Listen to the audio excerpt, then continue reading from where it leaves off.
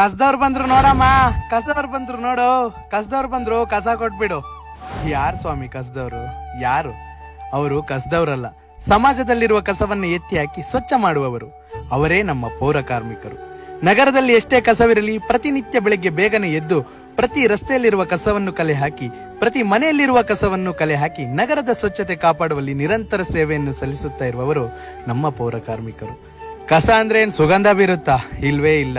ಅದೆಷ್ಟೇ ಕೆಟ್ಟ ವಾಸನೆ ಇದ್ದರೂ, ಕೊಳೆತು ನಾರುತ್ತಿದ್ದರೂ ಯಾವುದಕ್ಕೂ ಅಸಹ್ಯ ಪಡದೆ ಕಾಯಕವೇ ಕೈಲಾಸ ಎನ್ನುವ ತತ್ವಕ್ಕೆ ತಕ್ಕಬದ್ಧವಾಗಿ ನಿರಂತರವಾಗಿ ದುಡಿಯುತ್ತಾ ಇರುವವರು. ಎಷ್ಟೋ ನಾಗರಿಕರು ವಿದ್ಯಾವಂತರಾಗಿದ್ದರೂ ಸಹ ಇವರನ್ನು ಕೀಳಾಗಿ ಕಾಣುತ್ತಾರೆ ಅನ್ನೋದು ಒಂದು ರೀತಿಯ ವಿಪರ್ಯಾಸ, ಬೇಸರಿ. ಎಂತಹ ದೊಡ್ಡ ದೊಡ್ಡ ಕಾರ್ಯಕ್ರಮಗಳು ಜರುಗಿದರೂ ಆ ಜಾಗವನ್ನು ಮಾರನೇ ದಿನ ಮತ್ತೆ ಸ್ವಚ್ಛವಾಗಿಡಲು ನಮ್ಮ ಪೌರ ಕಾರ್ಮಿಕರಿಂದ ಮಾತ್ರ ಸಾಧ್ಯ.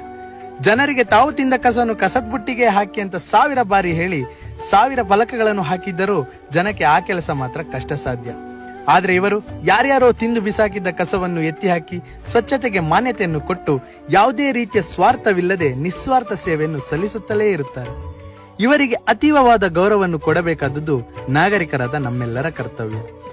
ದೇಶದ ಭದ್ರತೆಗೆ ಇರುವ ನಮ್ಮ ಆ ಸೈನಿಕರು ಹೇಗೋ, ದೇಶದ ಸ್ವಚ್ಛತೆಗೆ ಇರುವ ಇವರು ನಮ್ಮ ಸ್ಥಳೀಯ ಸೈನಿಕರು. ಅವರೇ ನಮ್ಮ ಪೌರ ಕಾರ್ಮಿಕರು. ಇವಾಗಾದ್ರೂ ಗೊತ್ತಾಯ್ತಲ್ಲ ಕಸದವ್ರು ಯಾರು ಅಂತ.